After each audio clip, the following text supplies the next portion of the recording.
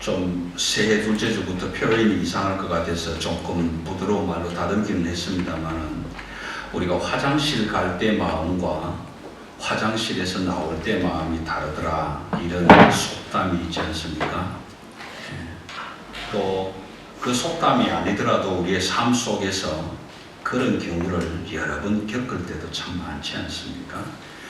내가 급할 때는 무엇이든지 다 할 것처럼 하다가도 그 급한 일이 별일 없이 무사히 다 지나가고 나면 그냥 내 마음이 바뀌어버리는 그런 경우를 말하는 겁니다. 같은 의미가 아닐지라도 우리가 흔히 손바닥 뒤집듯 한다, 이런 말도 하기도 하죠. 우리 열왕기하서 20장은 전체가 21절이에요. 21절인데 전반부를 11절까지로 한다면 12절부터 21절까지 후반부는 전혀 다른 내용을 기록하고 있는 모습을 보게 됩니다. 그래서 우리가 지난 주일에는 이런 말씀을 함께 나누었습니다. 하나님이 히스기야에게 너는 반드시 죽는다, 그러니까 내 집에서 유언을 하고 내 집을 정리해라. 그런데 그 하나님의 말씀을 들은 히스기야는 벽을 낯으로 당하고 하나님과 독대하면서 대면에서 간절히 통곡하며 기도를 하고, 내가 아버지 앞에서 전심으로 진실되고 선하게 살았던 것을 기억해달라고 그렇게 호소하면서 기도한 결과 하나님이 그 기도를 들으시고 생명을 15년을 연장을 해주셨다.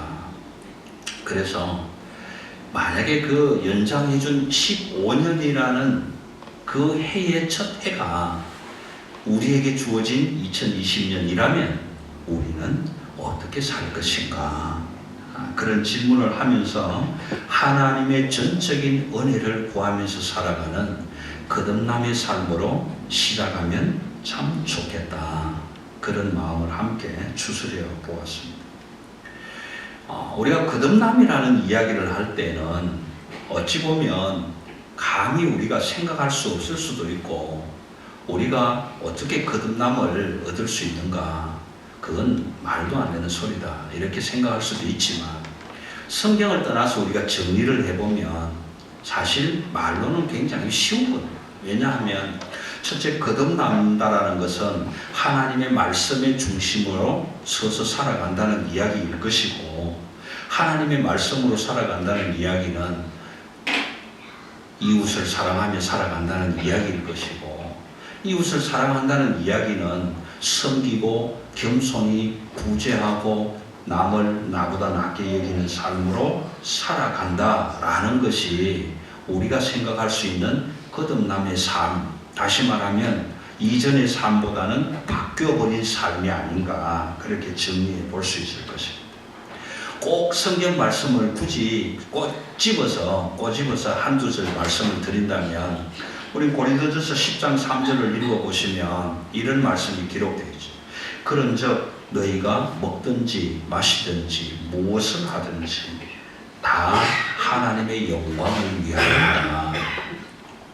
그냥 우리가 육신 하나 버티기 위해서 먹고 산다, 이런 의미가 아니라 내가 먹는 것도 내가 하는 것도 무엇을 하는 것도 하나님의 영광을 드러내기 위해서 하는 것이라면 거듭난 자의 삶이 될 수 있을 것이다 라는 겁니다. 또 갈라디아서 2장 20절 말씀에 사울의 고백처럼 내가 십자가에 못 박혀서 죽었는데 다시 살아나서 내가 지금 살고 있다는 것은 내가 사는 것이 아니고 내 안에서 살아계시는 예수 그리스도, 그분이 사시는 삶으로 내가 사는 것이다. 좀 줄이면 예수 그리스도 중심으로 살아간다라는 것, 그것이 거듭난 자의 삶이 아닌가, 그렇게 요약해 볼 수가 있을 것입니다. 사실 우리가 예수를 믿는다, 교회 생활을 한다, 신앙 생활을 한다고는 하지만 거듭나면 산다는 것은 목회자의 신분으로 직분을 받은 저 역시도 세상 사람들이 바라볼 때는 거듭나면서 살고 있는가라고 했을 때 아무도 저를 보고 거듭난 자라고 얘기할 수 있는 사람은 없을 겁니다. 그럼에도 불구하고 우리는 그렇게 고백합니다. 하나님의 뜻대로 하나님의 뜻을 따라 살려고 애쓰고 힘쓰고 기도하는 중입니다. 변화되어가는 중입니다. 지금도 완전히 거듭나지 않았습니다. 그렇게 고백하며 살아가는 그런 모습으로 자꾸만 바뀌어가고 싶은 거죠. 오늘 본문 12절 13절을 보면 이렇게 고백합니다. 그때에라는 말은 나중에 나오겠지만 히스기야가 하나님으로부터 너는 반드시 죽는다, 그 말을 듣고 간절히 기도해서 15년 생명을 연장받은 후 그 일이 있은 그때에 발라단의 아들 바벨론의 왕 브로닥 발라딘이 히스기야가 병들었다 함을 듣고 사자들을 보내면서 편지와 예물을 보냈더라, 그렇게 기록을 하고 13절에 보면 히스기야가 그 일 때문에 너무 기뻤다.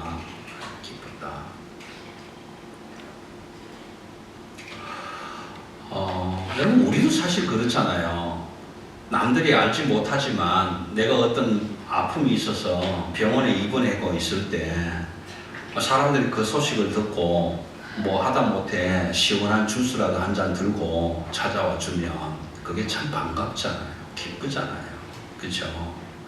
얼마나 기쁠까 그런 생각이 듭니다. 그런데 오늘 이 본문을 중심으로 해서 잠시 이 본문이 이해되기 위해서는 좀 역사적인 말씀을 제가 조금 나누고 함께 본문을 살펴볼게요.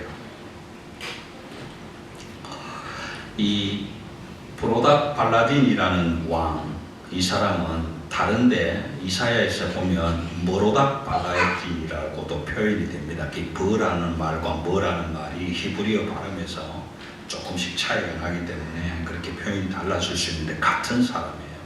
이 바벨론 왕이 된 브로닥 발라딘이라는 사람은 아수르에서 살아가는 한 사람인데 이 사람은 어떤 야망을 가지고 있는 사람이냐 하면은 언젠가는 내가 나라를 세우고 왕이 되겠다라는 아주 큰 꿈을 가지고 있는 사람이었어요.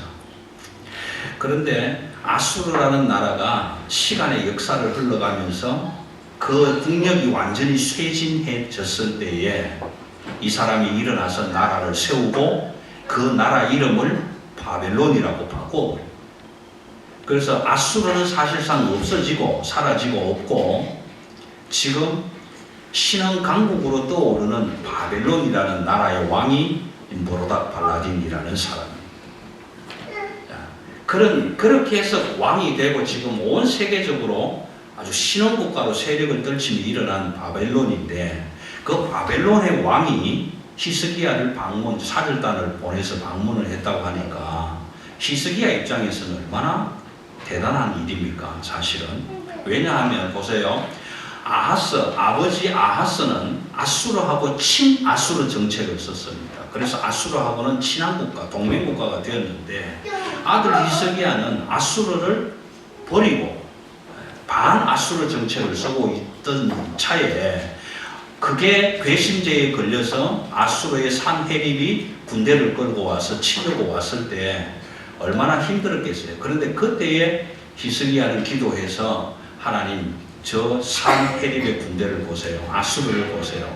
지금 저들의 입으로 하나님을 얼마나 비방하고 조롱합니까? 그러니 하나님 알아서 하세요. 그 편지를 앞에다 내놓고 기도했을 때에 하나님이 그 군대를 다 물리쳐 주셨고 약속한 대로 산헤립은 본국으로 아수르로 돌아가서 자기 세 아들 가운데 있는 아들들 때문에 살해를 당하고 그래서 에살하돈이라는 아들이 아수르의 왕이 되었는데 그 국력이 쇠진해지고 그 에살하돈 밑에서 살고 있었던 브로닥 발라딘이라는 사람이 그 때를 타서 나라를 세우고 일으키고 아예 그 나라 이름을 바벨론으로 바꿔버렸다. 그러니까 히스기야는 이거 친아수르 정책을 안 쓰고 반아수르 정책을 쓰고 있는데 아수르는 없어지고 바벨론이라는 나라가 신흥 강국으로 일어나니까 그 강한 나라가 자기를 찾아와서 문안해 주니까 얼마나 기분이 좋았겠느냐. 오늘 본문은 히스기야가 병들었다 함을 듣고 1절에서 그렇게 이야기합니다. 근데 죄송하지만 이사야 39장을 한번 찾아보시면요. 이사야 39장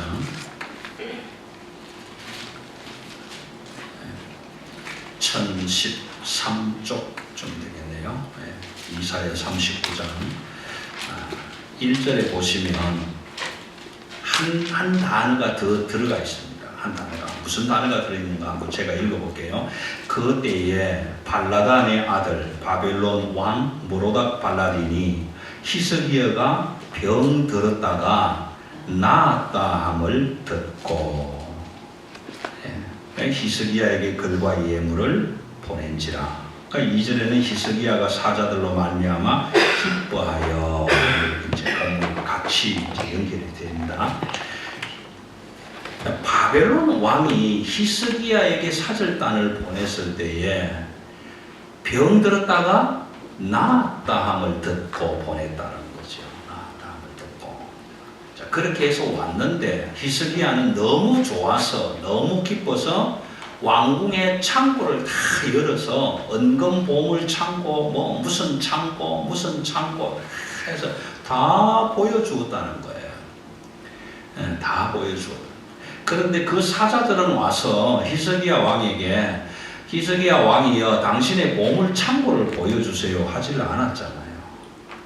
보물 창고를 보여달라고 한 거 아니라는 거예요. 이사야 39장 1절과 2절에 근거를 한다면 히스기야가 병들었다가 나았다 함을 듣고 바벨론 왕이 사절단을 보냈을 때는 뭘 묻고 싶었겠어요? 어떻게 그런 일이 일어났는가를 묻고 싶었을 거예요. 당신에게 어떻게 그런 기적이 일어났느냐? 하나님이 당신을 반드시 죽는다고 그랬는데 어떻게 살아났느냐? 그걸 듣고 싶었을 거야.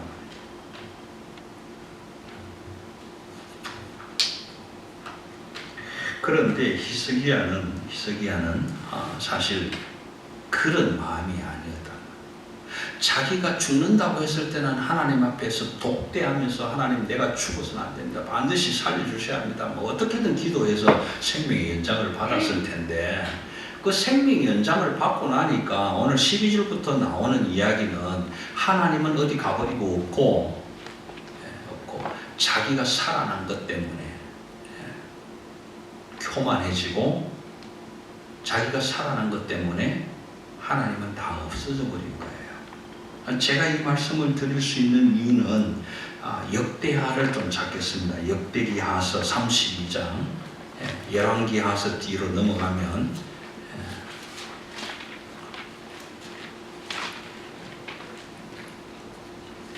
역대기하서 32장 32장에 조금 펴놓으세요. 역대기하서 32장 23절을 한번 보겠습니다. 역대기하서 32장 23절 밑에 세 번째 줄좀부터요. 유다왕 히스기야에게 보물을 드린지라. 이후부터 히스기야가 모든 나라의 눈에 존귀하게 되었더라. 그러니까 이때부터가 언제냐 하면 하나님이 죽는다고 하셨는데 기도하고 생명을 연장받은 그 이후부터 많은 나라 사람들에게 존귀케 되어서 많은 나라 사람들이 보물을 유다왕 히스기야에게 드렸다. 사실은 히스기야가 보물이 많아진 이유는 자기가 만들어낸 것이 아니라 하나님이 존귀케 함으로 인해서 많은 사람들에게 그런 대접을 받았다. 그랬는데 25절 한번 가보겠습니다. 역대기하 32장 25절 히스기야가 마음이 교만하여 그 받은 은혜를 보답하지 아니하므로 마음이 교만하여 그 받은 은혜를 보답하지 아니하므로 진노가 그와 유다의 예루살렘에 내리게 되었는데 26절 보니까 그래도 히스기야가 마음의 교만함을 뉘우쳤기 때문에 히스기야가 살아있을 동안에는 그 진노가 내리지 않도록 하나님이 다시 한번 배려해 주셨다.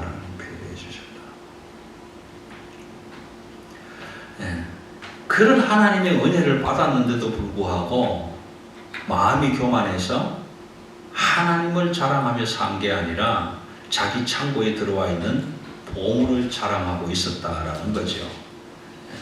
쭉 밑으로 내려와서 32장, 역대기야 32장 31절을 한번 보겠습니다. 세 번째 줄입니다.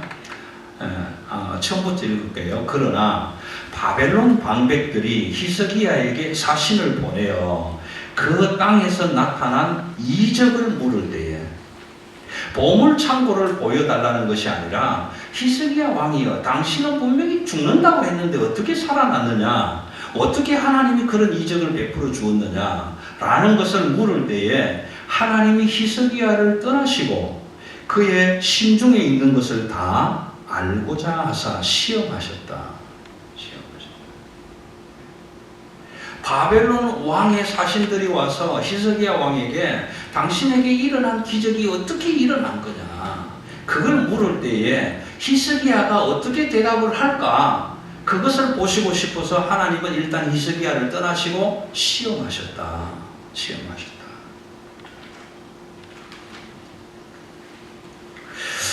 여러분, 오늘 이 본문 말씀이 왜 이렇게 기록이 되었을까? 여러분, 우리도 유명세를 타거나 갑자기 부자가 되거나 신분이 수직으로 확 상승하는 일을 만나면 자랑하고 싶잖아요, 사실. 그렇지 않습니까? 저는 그러고 싶어요. 그런데 죽을 때 죽더라도 한 번쯤 이름을 떨치고 싶은데 왜 저에게는 그런 일이 안 일어나는지 너무 궁금한 거예요. 여러분, 한번 기도 한번 해봐 주세요. 사랑의 교회 이 목사는 죽기 전에 이름 한번 떨치고 죽고 싶어 한다는데 하나님 왜 그런 일 좀 안 일어나게 합니까? 근데 여러분, 히스기야에게는 그 일이 일어났잖아요. 죽는다고 분명히 말씀하셨는데 기도하고 다시 살려주셔서 온 세상 나라들에게 존귀케 하셔서 검은 보물을 많이 받게 하시고 부유하게 해주셨잖아요. 그러니까 여러분, 히스기야는 지금 최고의 상승세를 타고 있는 것 아니겠어요? 아수르 군대를 하나님이 물러쳐 주셨지요. 죽는다고 했는데 15년 생명 연장 받았지요. 신흥 강국으로 부상한 바벨론 왕이 사절단도 보냈지요. 그러니까 얼마나 자랑하고 싶겠어요? 얼마나. 너무너무 자랑하고 싶을까요? 여러분, 우리가 살다가 보면 막 그런 일이 생겼을 때 어디 가서 자랑하고 싶은데 자랑할 데가 없어서 입이 건질건질하고 막 이럴 때에 누가 오면 붙잡고 하루 종일 자랑하고 싶지 않아요? 막 자랑하고 싶다. 여러분, 이런 일을 할 때 꼭 분위기 깨는 사람 나타나지요. 내가 어떤 좋은 일을 만나가지고 막 친구 만나서 막 이런 일이 있었다, 나 이랬다 막 자랑할 때 꼭 분위기 깨는 사람 나타난단 말이에요. 그 분위기 깨는 사람도 히스기야에게도 나타난 거예요. 이사야 선지자라는 사람이 나타난 거예요. 지금 한껏 분위기가 최고조로 올라가고 최고의 상승세를 타고 있는 히스기야에게 나타나서 이렇게 무슨 추궁하지요. 왕이요, 그 사람들이 어디서 왔습니까? 그럼 히스기야는 여전히 그 사람 먼데 있는 바벨론이라는 나라에서 와서 그들이 와서 무슨 말을 했습니까? 무슨 말을 했어요? 아무 말도 안 한 거잖아요. 그리고 한마디 더 묻습니다. 그들이 와서 왕궁에서 무엇을 보았나이까? 선지자에 내가 안 보여준 것이 하나도 없습니다. 다 보여줬습니다. 그 말 속에 히스기야는 이런 표현이, 내가 자랑하고 싶은 게 너무 많아서 다 자랑했습니다. 그럼 그랬을 때 이사야는 거기에다 완전 분위기를 깨버리잖아요. 왕이여, 당신이 보여준 모든 것이 바벨론으로 옮겨질 것입니다. 그리고 당신의 아들 중에서 붙들려 가서 환관이 될 것입니다. 사실 여기 환관은 넷이라는 자리가 아니고요, 아주 높은 자리를 얘기합니다. 바벨론 왕에 붙들려 가서 높은 자리를 차지할 것이다 라는 말인데, 여러분 이제 열왕기하서를 조금 더 읽어가시면 히스기야의 아들 므낫세가 왕이 되는데 이 머나세는 바벨론으로 붙잡혀가서 환관이 되고 맙니다. 하나님의 섭리대로 역사대로 다 이루어지셨다. 다 이루어졌다. 다 이루어진 예언한 대로 다 됐는데 그런데 왜 하나님은 히스기야를 떠나시고 히스기야의 심중에 무엇이 있는가를 시험하셨을까? 여러분 하나님이 무엇을 보고 싶어서 시험하셨겠냐고요?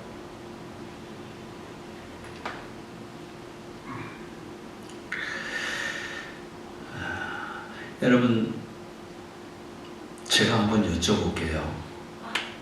여러분들 집에도 많이 불편하신 것 같은 집사님 좀 나가서 누워 계시든지 이쪽에 좀 누우세요. 네?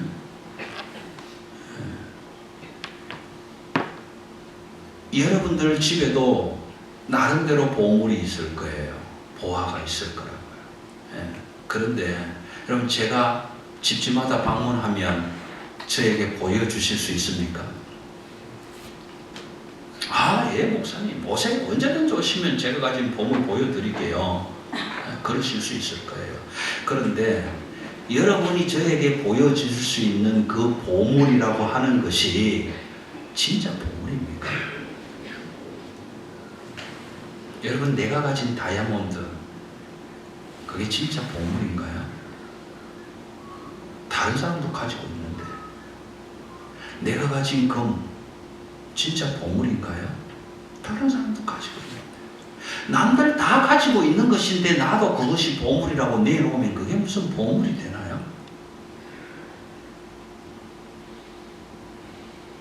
여러분 히스기야는 그걸 보물인 줄 알고 창고를 다 열어서 은근 보물을 다 보여줬다. 다 보여줬다.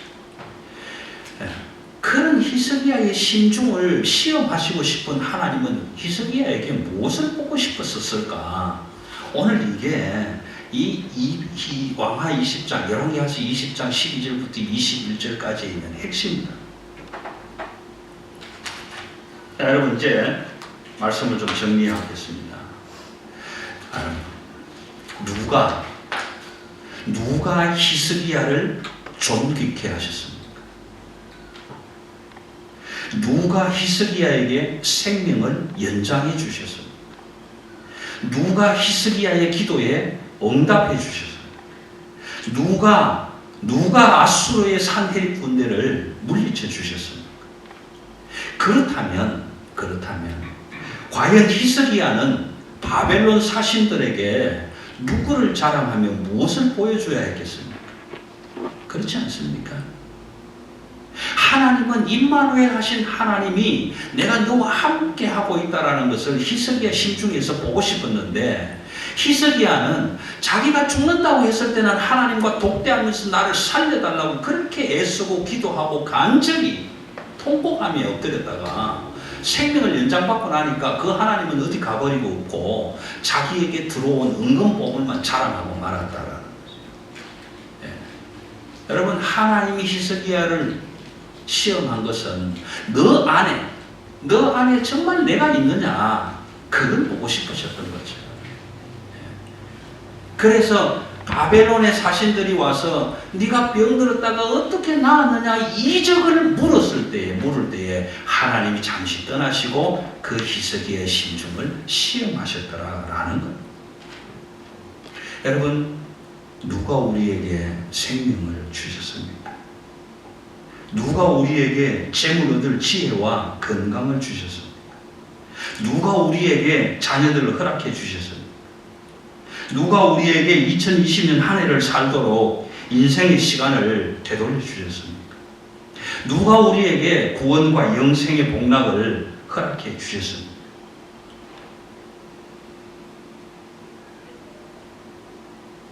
우리 모두는 그분이 하나님이라고 고백하실 수 있습니까? 그렇다면 우리도 세상 사람 모든 사람들에게 누구를 보여주고 누구를 자랑하며 살아야 되겠습니까? 나를 구원해 주신 그 하나님 아닙니까? 그 하나님을 자랑하며 보여주면서 살아가는 자들의 삶이 거듭난 자들의 삶 아니겠습니까?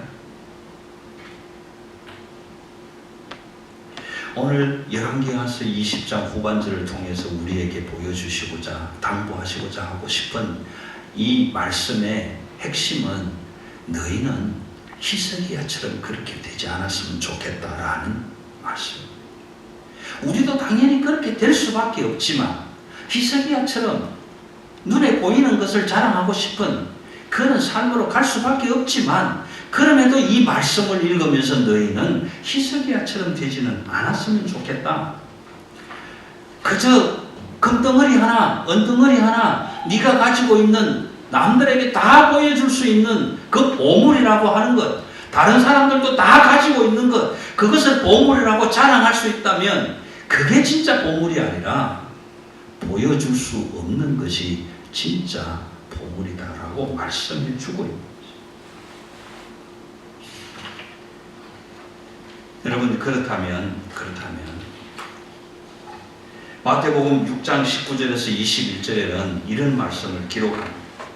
너희를 위하여 보물을 땅에 쌓아두지 말라. 거기는 좀과 동록이 해하며 도둑이 구멍을 뚫고 도둑질하며 오직 너희를 위하여 보물을 하늘에 쌓아두라.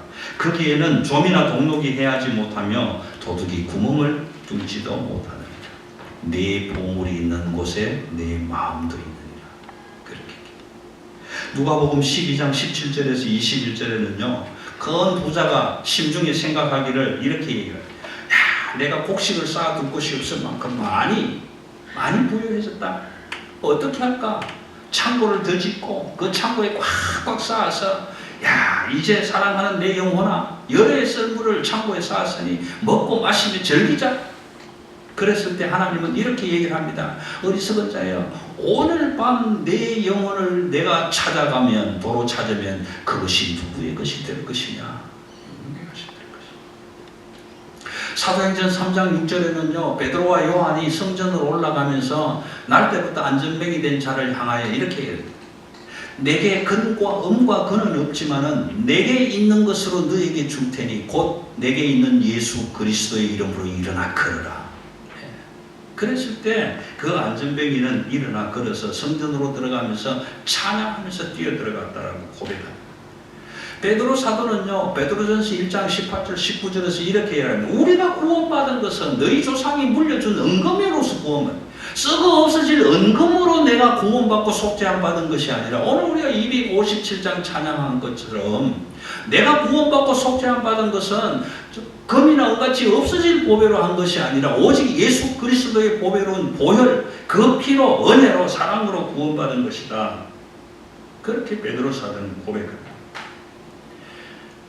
여러분 저와 여러분은 무엇으로 보물이라고 자랑할 수 있겠는가? 무엇으로? 하나님, 나는 세상 모든 사람들이 가지고 있지 않은 하나님의 은혜, 하나님의 은혜. 그래서 여러분 고린도전서 15장 10절에서는 이렇게 고백합니다. 나의 나 된 것은 하나님의 은혜로 된 것이다. 나의 나 된 것은 하나님의 은혜로 된 것이다. 여러분 하나님의 은혜로 거듭난 자들이 보여줄 수 있는 것으로 보물 삼는 것이 아니라 보여줄 수 없는 곳 아버지 하나님이 계신 그 하늘에 쌓아둔 것으로 보물을 삼고 살아가는 자들이다. 그것에는 종과 동록이 없으면 여러분 왜 그런지 아십니까? 하나님의 은혜는 다른 사람들이 볼 때는 보물로 여겨지지가 않습니다. 자기들에게는 없지만 그럼에도 우리에게 있는 그 하나님의 은혜를 보물이라고 생각하지 않습니다. 그러니 훔쳐갈 이유가 없습니다. 탐낼 이유가 없습니다. 그러나 저와 여러분은 세상 사람들이 갖지 못한 그 하나님의 은혜, 전능하시고 유일하시고 지금도 살아 역사하시는 그 하나님의 은혜를 간직하고 있기 때문에 그것은 저와 여러분에게는 엄청난 썩어 없어질 금은이 아니고 다이아몬드가 아니고 남들이 보면 도둑하고 가져갈 것이 그런 보배가 아니라 아무도 가져갈 수 없는 영원한 하늘나라에 쌓아둔 그 하나님의 은혜, 그 하나님의 은혜로 내가 영생을 얻었고 그 하나님의 은혜로 내가 건강을 가졌고 그 하나님의 은혜로 내가 생명을 연장받았고 그 하나님의 은혜로 오늘 또 2020년 두 번째 주일 아침에 하나님의 품 안에 서 있는 것 아닙니까? 그것이 저와 여러분의 보물이 되어야 그 보물은 다른 사람이 보자고 해도 보여줄 수 없는 것입니다. 여러분, 오늘 말씀의 제목을 그렇게 잡았습니다. 보여줄 수 없는 것이 진짜 복입니다.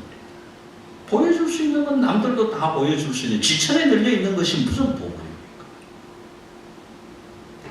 2020년 한 해는 아버지가 내 안에, 내가 아버지 안에 함께 거하면서 아버지는 나로 더불어 먹고 나는 아버지로 더불어 먹는 그런 하나님의 전적인 은혜를 하늘 곳간에 쌓아두고 그 은혜로 살아가면서 그 은혜를 누리시는 귀하고 복된 삶이 되시기를 주님의 이름으로 축복합니다.